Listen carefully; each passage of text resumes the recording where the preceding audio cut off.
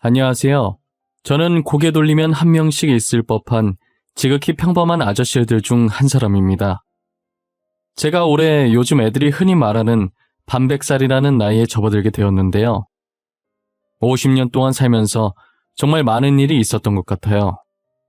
저는 친구의 실수라고 해야 할지 잘못된 선택이라고 해야 할지 뭐라고 표현해야 할지 모르겠지만 친구의 어떤 행동 하나 때문에 제 인생은 완전히 뒤바뀌어 버렸어요. 그리고 그 행동으로 인해 친구의 인생도 한순간에 뒤바뀌어 버렸죠.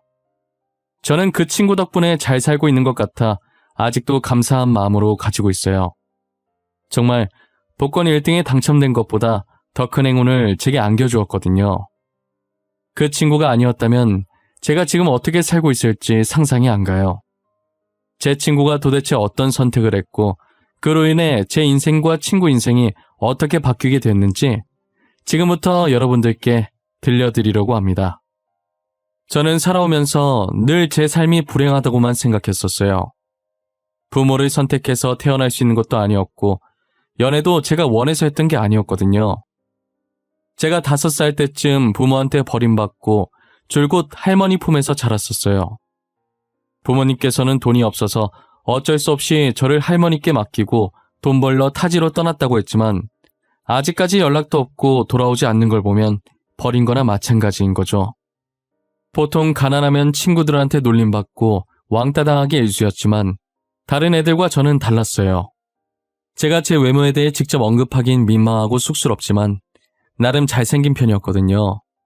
게다가 내성적이어서 조용했는데 그것도 시크하다고 치켜 올려주는 거예요. 그래서 늘 남자애들, 여자애들 구분할 거 없이 모두한테 인기가 많았었어요. 잘난 얼굴 덕분에 가난해도 놀림받지 않고 친구들이 알아서 따라오니까 저는 굳이 노력하지 않아도 편하게 학교 생활을 할 수 있었죠. 그러다 고등학생 때 누구나 한 명씩 있을 법한 첫사랑이라는 존재가 제게도 생기게 되었죠. 그 여자아이는 어느 누가 봐도 이쁘다라는 감탄사가 나올 정도로 너무 이뻤어요. 거기다 저와 다르게 당차고 활발해서 반대의 매력에 빠졌던 것 같아요. 그 아이도 이쁘장하게 생겼고 성격까지 좋으니 저처럼 인기가 많았어요. 항상 재미로 인기 투표 같은 걸 하면 제가 남자 1위, 그 아이가 여자 1위였었죠. 그래서 가끔 애들이 저와 그 아이를 엮으면서 장난을 치기도 했어요. 처음엔 제가 얼굴만 보고 친구를 사귀는 편이 아니었기 때문에 전교에 그 여자아이가 이쁘다고 소문이 퍼져도 저는 전혀 관심이 없었어요. 제 친구들은 그 아이가 연예인이라도 되는 것 마냥 얼굴 한 번이라도 더 보겠다고 난리였고 저는 그런 아이들의 모습을 보고 고개를 좌우로 흔들면서 한심하다는 생각을 했었죠. 그렇게 2년을 지내다가 3학년이 됐을 때 그 여자아이와 제가 같은 반이 된 거예요. 담임 선생님이 자유로운 성격이셔서 굳이 저희 자리를 마음대로 정해놓거나 그러지 않으셨어요. 저희 보고 학교 등교해서 빈자리에 앉고 싶은 곳에 마음대로 앉으라고 하셨어요. 저는 졸업하면 바로 일하고 싶은 생각에 학교 공부는 때려치우고 일찍부터 자격증을 따놨었거든요. 그래서 수업 시간에 잘 생각으로 제일 먼저 등교해서 맨 앞에 앉았었죠. 맨 앞줄이 어디에 앉든 고개만 살짝 숙이고 자면 책 보는 것처럼 보여서 은근히 안 걸리거든요. 자리를 잡아놓고 그대로 책상에 엎드려서 잤는데 어느 정도 시간이 지나서 시끄러운 소리가 느껴지는 게 반 친구들이 하나둘씩 등교를 한 것 같더라고요. 돗대기 시장처럼 왁자지껄해졌을 때쯤 서서히 눈을 뜨기 시작했어요. 눈을 뜨니까 제게 안녕하면서 손을 흔들며 인사하는 여자아이 목소리가 들렸어요. 자고 일어나서 그런지 눈앞이 살짝 뿌옇게 보이면서 제 옆에 앉은 아이가 잘 안 보이더라고요. 제가 자세히 보려고 눈을 찌푸렸는데 점점 시야가 돌아오더니 그 여자아이가 보이는 거예요. 안녕? 너 근데 왜 여기 앉았어? 보통 여자애들은 여자애들끼리 앉고 그러지 않나? 그리고 이 자리 선생님 앞이라 부담스럽다고 잘 안 앉으려고 하던데? 그냥 여기 있으면 대놓고 자도 너처럼 안 걸릴 것 같아서. 너 어제 하루 종일 자던데 선생님들이 모르더라? 그래서 한번 앉아봤어. 아, 그래? 이 자리 은근 좋아. 등잔 밑이 어둡다고 선생님한테 안 걸리고 자기엔 최고지. 근데 너도 나처럼 공부 포기했나 보네? 난 이미 공부 포기했거든. 공부를 완전히 포기한 건 아닌데 노력해도 잘 안 돼서 어중간한 상태야. 해야 할까 말아야 할까 고민하는 단계? 지금 우리가 고3인데 아직도 고민을 한다고? 너무 늦은 거 아닌가? 애들 고등학교 입학과 동시에 수능 준비하던데. 야, 너는 늦었다고 생각할 때가 가장 빠르다는 것이다 라는 유명한 명언도 몰라? 난 지금이 가장 빠른 때야. 늦지 않았다고. 열심히 하면 금방 따라잡겠지 뭐. 열심히 하는 거랑 잘하는 거랑 다른 거야. 다 너 위해서 하는 말이다. 너무 상처받지 말고 잘 새겨들어. 저희는 이렇게 오랫동안 대화해본 게 처음인데도 원래 친했던 사이처럼 편안했어요. 그 아이는 소문대로 성격이 되게 밝고 생각하는 것도 엄청 긍정적인 아이였어요. 조용하면서 내성적이고 먼저 다가가지 못하는 저와는 완전히 반대되는 성격이었죠. 그 뒤로도 제게 먼저 인사하고 말을 건네던 게 그 아이였어요. 항상 어떤 상황에도 웃음을 잃지 않는 모습을 보면서 어느샌가 제가 그 아이에게 빠져 있더라고요. 그래서 어떻게 고백을 해야 하나 다른 애들에게 눈에 띄게 하고 싶진 않았고 조용히 쪽지를 적어서 주려니 그것도 괜히 긴장돼서 손이 떨리더라고요. 결국 저는 한참 고민하다가 쪽지에 제 마음을 적어 전해주기로 마음먹었고 대신 제가 제일 친했던 친구에게 쪽지를 그 아이 사물함에 넣어달라고 부탁을 했죠. 그런데 제 친구가 사람 없을 때 넣어야 하니 누군가 올까 싶어 급하게 넣는다고 사물함 위치를 착각해서 그 아이의 사물함이 아닌 그 아이의 친구 사물함에 넣어버린 거예요. 저는 그 사실을 모르고 있었고 하교하려는데 갑자기 다른 여자아이가 저를 부르더니 제가 적은 쪽지를 손에 쥐고서 자기도 저를 좋아하고 있었다고 먼저 다가와줘서 고맙다고 하는 거예요. 당시에는 그날이 제 인생에서 제일 최악의 날이었다고 해도 과언이 아니었어요.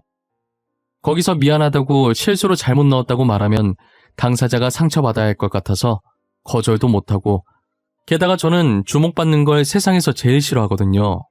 그런데 애들 많은 하굣길에 대놓고 저렇게 말을 하니 당연히 아이들의 관심은 저희한테 쏠려있고 저는 원치 않은 연애가 시작됐고 진짜 정말 최악 중에 제일 최악인 날이었어요.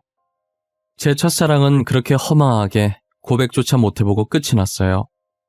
그런데 이게 무슨 일인지 그 다음날 등교를 하니 쪽지를 대신 넣어준 친구가 제 첫사랑과 사귄다는 얘기가 파다하더라고요.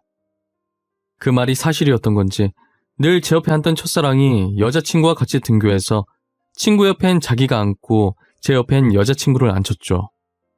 도저히 사태 파악이 안 될 뿐더러 어떻게 이런 상황이 올 수 있나 싶었어요. 저는 1교시가 마치고 쉬는 시간에 바로 친구를 조용한 곳으로 불렀어요. 이게 어떻게 된 거야?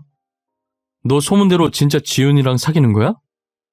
나 네 말 듣기 전까진 그 소문 안 믿어. 네가 직접 나한테 말해. 소문 맞아. 나 오늘부터 지훈이랑 사귀기로 했어. 너한테 말 못해서 미안하다. 그렇지만 내가 먼저 지훈이 좋아했어. 알잖아. 남학생들 지훈이랑 사귀고 싶어서 난리인 거. 너 쪽지 잘못 넣은 것도 일부러 그런 거지? 실수 아니었지? 네가 어떻게 나한테 이럴 수가 있냐? 어? 그냥 나한테 차라리 말을 하지 그랬어. 미안하다. 그래도 난 네가 오해라고 말할 줄 알았어. 그런데 이렇게 쉽게 받아줄 줄 알았겠냐? 그리고 네가 언제 좋아했든 우리보다 한참 늦게 지훈이 짝사랑한 거야. 그러니까 포기해. 여자친구도 있잖아. 알고 보니 제 친구가 그 아이를 좋아해서 일부러 다른 아이의 사물함에 제 쪽지를 넣은 것이었어요. 제일 친하다고 생각했던 친구가 어떻게 이렇게 뒤통수를 칠 수 있는지 모르겠어요. 차라리 저한테 솔직하게 말했다면 제가 알아서 포기했을 텐데 왜 이렇게까지 하는지 이해가 안 갔죠. 한동안은 친구한테 정말 화가 나고 제 옆자리에 앉은 여자친구를 보면 답답함에 한숨부터 나오고 부모한테도 버림받고 이젠 연애도 마음대로 못하냐고 내 인생은 왜 이 모양 이 꼴이냐며 한탄했었죠. 하지만 제가 한탄했던 게 무색할 정도로 여자친구는 정말 좋은 사람이었어요. 첫사랑과는 완전 반대의 성격이었고 오히려 저와 비슷하게 엄청 조용한 성격이었죠. 저희가 무심코 지나치는 꽃이나 나비 같은 생명 하나하나도 소중하게 여기던 아이였어요. 그런데 분명히 제 기억으론 저와 사귀기 전엔 여자친구가 남 눈치 봐가면서까지 조용하진 않았거든요. 정말 조용하다 뿐이지 할 말은 다 하고 살았던 걸로 기억한단 말이에요. 이상하게 저와 사귀고 나서부터 하굣길에 어떻게 나한테 말을 걸 생각을 했을지 싶을 정도로 제게 말도 못하고 늘 우물쭈물한 태도를 보여서 한 달 정도는 엄청 답답했어요. 왜 그런 건가 싶었는데 여자친구는 저랑 반대로 되게 다정한 부모님 밑에서 사랑받고 자란 아이였거든요. 저희가 사귀기 전 어쩌다 교무실 갈 일이 생겨서 갔다가 우연히 제 가정사를 듣게 됐나 봐요. 그 뒤로 저를 너무 좋아하는 마음에 혹시나 저한테 말 실수라도 할까봐 그게 제 마음을 다치게 할까봐 배려한 것이었다는 걸 알게 되었죠. 저를 배려하고 있었다는 걸 알게 되고 나서 저는 여자친구에게 어떤 말을 하든 괜찮다고 가족 얘기든 뭐든 하고 싶은 말 있으면 괜히 내 눈치 보지 말고 편하게 하라고 했어요. 그 뒤로 여자친구는 전보다는 말도 잘하고 장난도 어느 정도 치기 시작하더라고요. 아직도 가끔 본인 가족 얘기를 할 때는 조심스러운데 이젠 그런 조심스러운 모습도 사랑스럽게 보였어요. 한편으론 눈치 안 봐도 되는데 괜히 제가 눈치 보게 만든 것 같아서 미안하기도 했죠. 저는 졸업할 때까지 여자친구와 별탈 없이 잘 만나고 졸업 후 바로 취업해서 어느 정도 자리 잡았을 때 이른 나이에 결혼까지 하게 되었어요. 나름 이름 있는 회사에 들어가기 위해 그 회사와 관련 자격증은 미리 학생 때 다 따놨었어요. 원래라면 고졸은 갈 수 없는 회사지만 1년에 딱 한 번 고졸 채용이 있어서 지원했는데 제가 가지고 있는 자격증들 덕분에 바로 합격할 수 있었죠. 아내는 결혼을 해서도 고등학생 때 그 모습 그대로였어요. 늘 저를 먼저 위해주고 결혼 전 할머니께서 세상을 떠나셨을 때도 옆에서 같이 슬퍼해주고 이제 남은 가족이 없는 제게 유일한 가족이자 제 편이 되어준 사람이죠. 제가 몇 년 동안 잘 다니던 회사를 갑자기 그만두고 나와서 사업을 하겠다고 했을 때도 싫은 소리 한 번 안 하고 자기도 일하고 있으니 도와주겠다고 제 앞길을 응원해줬어요. 지금 생각해보면 무슨 배짱으로 그랬는지 아내에게 참 미안해요. 저는 처음에 회사 나와서 그동안 모아둔 돈과 퇴직금으로 옷사업을 했었어요. 초반엔 매출이 좀 있나 싶었는데 오픈빨이 빠지니 금세 적자가 나버리더라고요. 이대로 계속 미련 못 버리면 빚덩이에 앉겠다 싶어서 제가 투자했던 돈이 다 떨어져 갈 때쯤 손을 뗐어요. 가게를 팔고 집으로 돌아왔는데 현관에 있던 거울 속 제 모습이 그렇게 한심해 보일 수가 없었어요. 뭘 믿고 회사를 박차고 나왔나 후회도 했고 아내를 볼 면목이 없었어요. 다시 가난했던 그때로 돌아가 버리는 게 아닐까 걱정도 많이 했어요. 제가 사지 멀쩡한데 아내가 벌어온 돈으로만 살 수는 없는 노릇이었죠.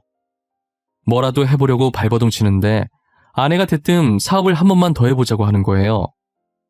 옷 사업이 망한 지 얼마 지나지도 않았는데 그게 무슨 뚱딴지 같은 소리인가 했어요. 사업을 또 하자고? 여보, 나 망한 지 한 달도 안 됐어. 그런데 그걸 또 하라는 말이야? 그러다 우리 집까지 날려먹으면 어쩌려고 그래. 여보, 이번엔 진짜 잘 될 거야. 느낌이 좋아. 나 믿고 한 번만 더 해보자. 당신 먹는 거 좋아하잖아. 우리 치킨 사업하자. 어때? 치킨 사업? 지금 널리고 널린 게 치킨인데 무슨 치킨 사업을 하자는 거야. 흔한 건 사람들이 관심 안 가져주는 거 몰라? 그렇긴 한데 전에 당신이 내 생일에 직접 치킨 만들어줬었잖아. 그거 진짜 맛있었거든.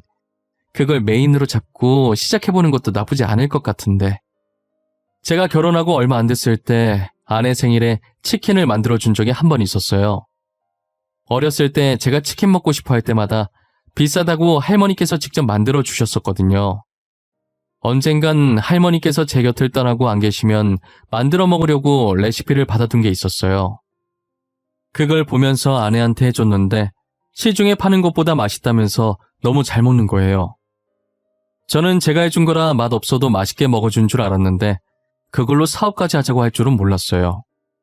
할머니께서 당시 저한테 알려주신 치킨 레시피가 3개 정도 되는데 만약 사업을 시작하면 하나를 먼저 내보고 성공하면 나머지 2개도 하나씩 풀어야겠다는 생각을 했어요.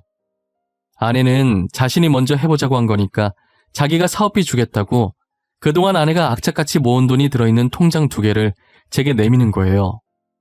제가 망설이고 있자 아내가 제 손을 가져가더니 제 손바닥 위에 통장들을 올려놓더라고요. 나한테 미안해서 돈 못 받는 거지? 그럴 필요 없어. 당신은 무조건 잘할 거야. 내가 장담할 수 있어. 그러니까 나 믿고 시작해. 당신은 두렵지 않아? 만약에 망하면 이 돈은 다 날아가는 거잖아. 당신이 그동안 어떻게 모은 돈인데. 해보지도 않고 왜 망할 거라는 생각부터 하는 거야? 저번에 사업 망한 것 때문에 그래? 사업이라는 게 원래 한 번에 되는 게 아니야. 그래도 겁이 나. 망했던 적이 있으니까 더 겁이 나. 처음 옷 사업했을 땐 전적이 없으니까 자신감이 넘쳤는데 지금은 아니야. 겁먹지 마. 내가 옆에서 이렇게 응원하잖아. 당신 잘할 수 있어. 확실해. 이번엔 꼭 성공할 수 있어. 분명 잘할 수 있을 거라고 자기만 믿고 해보라며 아내는 처음으로 단호하게 자신의 의견을 내보였어요. 아내가 제게 준 돈은 어릴 때 받은 용돈부터 지금까지 일하면서 모아온 자신의 전 재산이었어요. 그 돈이 어떤 돈인지 누구보다도 잘 알고 있었기에 더 망설여진 것이었지만 결국은 아내의 뜻대로 다시 한번 도전해보자는 마음을 먹었어요. 정말 운 좋게도 사람들이 많이 다니고 위치도 좋은 곳에 싼 값으로 임대가 나온 거예요. 저희는 더 생각해볼 것도 없이 바로 계약을 하기로 했어요. 저는 할머니 레시피 하나만 가지고 무작정 사업에 뛰어들었어요. 어떤 일이든 첫 술에 배부를 순 없는 것이니 초반 매출은 살짝 저조하긴 했죠. 그래도 사람들이 많이 다니니 재료값 정도는 벌었고 적자가 나는 수준은 아니었어요. 기본적인 메뉴들은 잘 팔리는데 할머니 표 치킨은 다들 선뜻 도전하지 못하더라고요. 아무래도 먹어본 적 없는 치킨이니 돈 내고 도전하기가 쉽진 않겠죠. 그래서 자주 오시는 분께 한번 시식이라도 해보라고 조금씩 드려봤어요. 처음엔 친구들끼리 서로 먼저 먹어보라고 떠밀었어요. 그러다가 동시에 먹어보기로 합의하고 포크로 찍어서 같이 먹더라고요. 인상 찡그리면서 치킨을 넣더니 몇 번 씹어보곤 표정이 풀리는 거예요.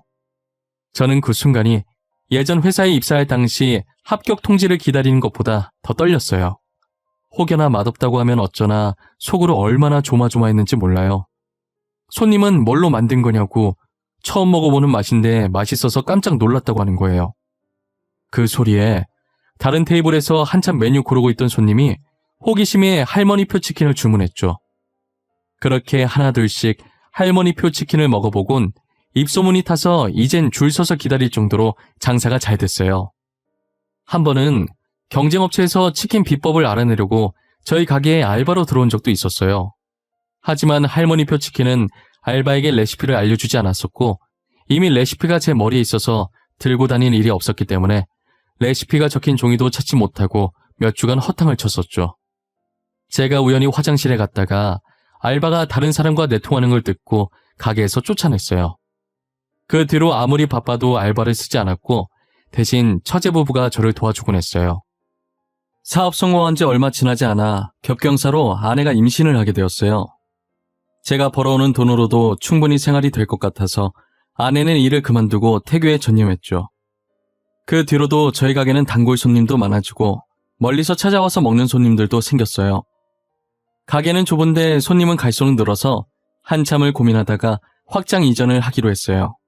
혹시라도 손님들이 찾을 때 불편함 없게 이전 가게와 이분 거리에 있는 곳으로 옮겼어요. 확장 이전을 하니 건물이 더 커진 만큼 손님들도 더 늘기 시작하는 거예요. 아무래도 가게 확장됐다는 소문을 듣고 이제 가게 커졌으니 언제 가든 자리가 있겠다 싶어서 너도 나도 오신 것 같았어요. 저는 손님들을 밖에서 힘들게 기다리게 하는 것이 늘 마음에 걸려서 기다리시는 분들께 종이컵에 아기 입에도 쏙 들어갈 정도의 조그만 치킨 몇 개를 담아드리곤 했어요. 그게 또 소문이 나서 서비스 좋다고 사람들이 더 몰리는 거예요. 그렇게 저는 체인점도 몇 개 내게 되고 그 사이에 아내는 눈에 넣어도 안 아플 이쁜 딸을 낳았고 나중에는 본사라고 불리기엔 아직은 많이 부족한 정말 소박하고 조그맣게 사무실도 하나 만들게 됐어요. 아무래도 가게가 늘어나니 식재료 발주 넣고 지점들을 관리하는 사람이 있어야 할 것 같더라고요. 이제 저는 각 지점별로 지점장을 고용하고 주방에서 손을 뗐어요. 그렇게 처제 부부와 함께 사무실에서 일을 하기 시작했고 돈과 관련된 업무는 제 아내가 하고 있었죠. 할머니표 레시피는 비밀이라 제가 사업하면서 친하게 지내게 된 분의 공장에 소스를 맡겨서 매일 오전에 각 지점마다 배포했어요. 계약할 때 비밀보장 각서를 썼기 때문에 레시피가 누설될 걱정은 없었어요. 그렇게 2년 후 다른 레시피로 또 치킨을 신메뉴로 출시했고 그 치킨도 반응이 되게 좋았어요. 신메뉴를 첫 출시할 때 하루에 각 지점별로 20마리 한정으로 판매를 했었어요. 그랬더니 가게 오픈 전부터 줄 서 있고 난리가 아니었죠. 그렇게 나오는 메뉴마다 대박치고 매출은 나날이 상승하고 저희 가족은 돈방석에 앉게 됐죠. 전세만 살던 제 인생에서 신축 아파트로 이사가게 되는 날이 올 줄 몰랐어요. 이렇게 좋은 일만 생겨도 되나 싶을 때쯤 정확히 6년 뒤 아내와 제 사이에 문제가 생기기 시작했어요. 최근 들어 아내가 자꾸 사무실에 안 나오고 어디론가 사라지더라고요. 그리고 가끔 집에서 아내 폰으로 전화가 오면 화들짝 놀라면서 폰을 잽싸게 들고 방으로 들어가 저한테 안 들리게끔 조용히 통화를 하는 행동이 영 미심쩍었어요. 외도하는 게 아닐까라는 생각을 잠깐 했지만 지금까지 봐온 아내는 절대 그런 사람이 아니었어요. 하지만 사무실에 안 나오는 횟수가 잦아지고 의심스러운 행동은 날이 가면 갈수록 심해지는데 의심을 안 하고 싶었지만 안 할 수가 없었죠. 아내가 다른 방에서 몰래 통화를 하고 있길래 들어봤는데 한 남자의 이름이 거론되는 거예요. 그런데 어디서 많이 들어본 이름인데 도통 기억이 나질 않더라고요. 누구 이름인지 생각하고 있던 와중에 아내가 전화를 끊으려는 것 같길래 아무렇지 않은 척 소파로 가서 TV 보는 척을 했어요. 대충 통화 내용이 다음 날에 만나자는 말 같아서 몰래 아내를 뒤따라가기로 마음먹었죠. 저는 평소처럼 아내에게 사무실에 간다고 말하고 주차장 구석탱이로 차를 옮겨서 지켜보고 있었어요. 곧이어 아내가 주차장으로 내려와 본인 차를 몰고 주차장을 빠져나가더라고요. 저는 혹여나 놓칠세라 곧바로 그 뒤를 쫓았어요. 한 카페 앞에 차를 정차하더니 이내 카페 안으로 들어가서 한 남자를 만나는 걸 목격했어요. 위치가 비스듬해서 남자 얼굴은 잘 보이지 않았고 아내의 얼굴만 정면으로 보였어요. 아내는 남자를 보자마자 울었는지 그 남자가 아내 눈물을 닦아주더라고요. 그리고 아내 어깨를 토닥이는데 저는 그 장면을 휴대폰으로 담기 시작했어요. 그 둘 사이에 어떤 절절한 사연이 있는지는 모르겠지만 꽤나 다정해 보이는 모습에 화가 났어요. 돈이 많아지니 이제 나보다 더 잘난 다른 남자가 눈에 들어오는 건가 싶고 저 남자랑은 얼마나 만났고 얼마나 사랑하는 건지 오만 가지 생각이 다 들더라고요. 혹시나 집에 다른 증거들이 있을까 싶어서 그들이 일어나기 전에 제가 먼저 집으로 차를 돌렸어요. 아내의 옷장부터 침대 옆 협탁 서랍 그리고 아내 화장대 서랍을 뒤졌죠.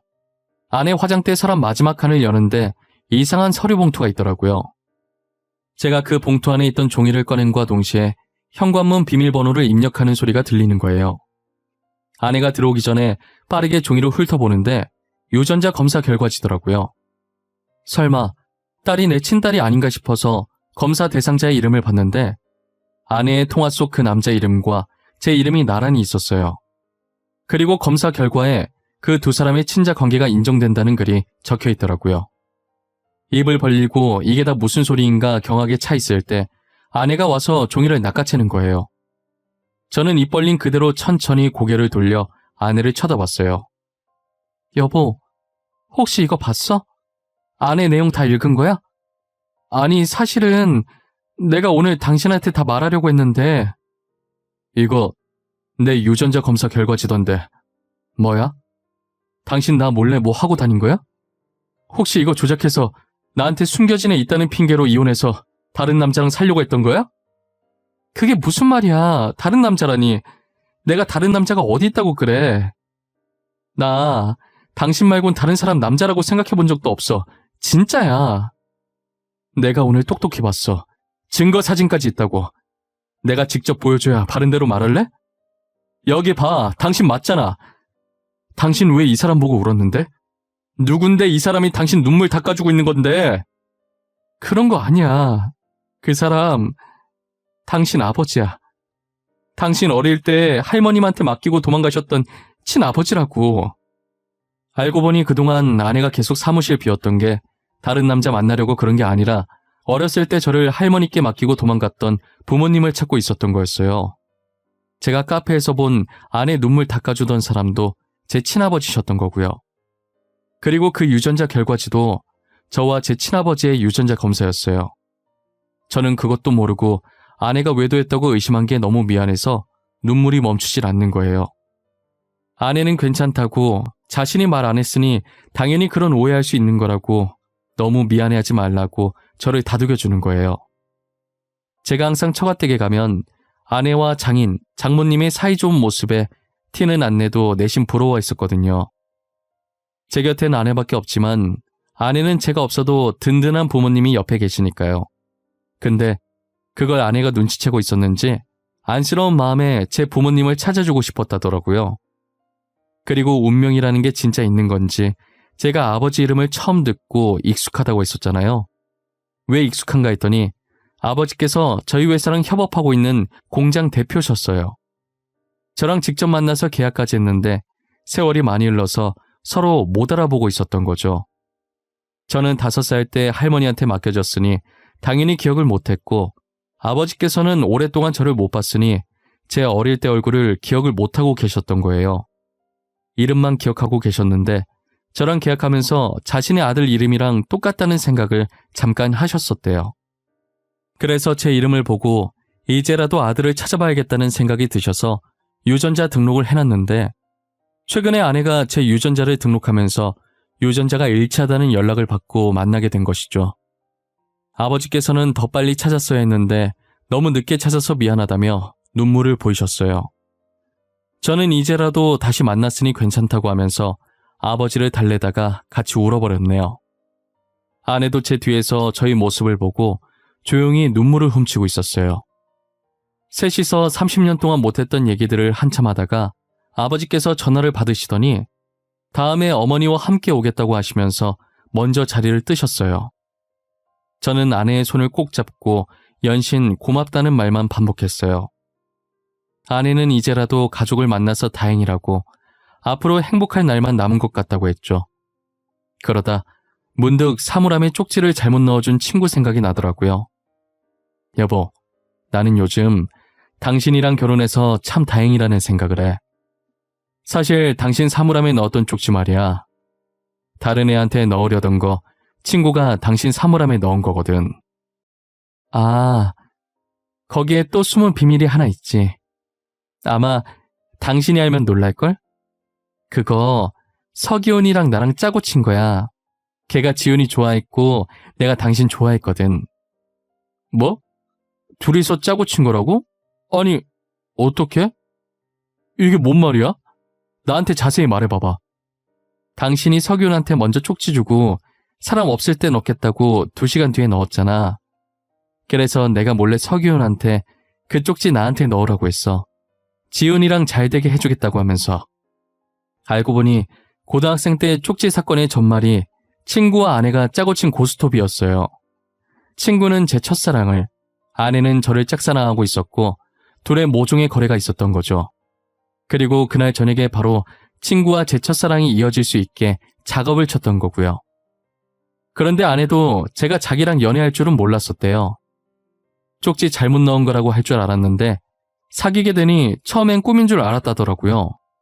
그래도 저희가 어떻게 만났든 아내를 만나게 도와준 친구에게 너무 고마웠어요. 옛날 얘기하니까 저와 아내는 그 둘의 근황도 궁금해지더라고요.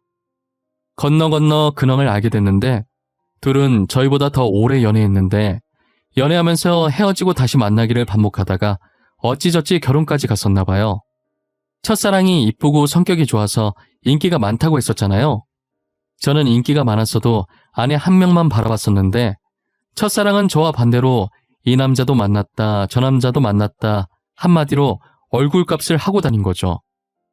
친구와 첫사랑 사이에 애까지 있었는데 결국 애는 친구가 키우기로 하고 이혼을 했다더라고요. 친구는 그날 제 쪽지를 아내 사물함에 넣은 것에 대해 두고두고 후회하고 있다고 해요. 이제 와서 후회해봤자 이미 일은 벌어졌고 이게 다 자업자득인 거죠. 그리고 첫사랑은 돈 많은 남자랑 재혼했다가 최근 또 이혼을 했다는 소식을 들었어요. 감히 제가 예상해보는데 그 아이는 앞으로 재혼과 이혼을 반복할 것 같다는 생각이 들어요. 언젠가는 그게 다 자기 업으로 돌아와서 부메랑 맞는 날이 오지 않을까 싶네요. 하루빨리 정신 차렸으면 하는 마음이 커요. 저는 지금 아내와 딸과 함께 너무너무 행복한 하루를 보내고 있어요. 앞으로도 저희 가족 앞에 이렇게 행복한 일만 가득했으면 좋겠어요. 여러분들 앞에도 저희처럼 행복한 날들만 가득했으면 좋겠네요. 제 긴 이야기 들어주셔서 감사합니다.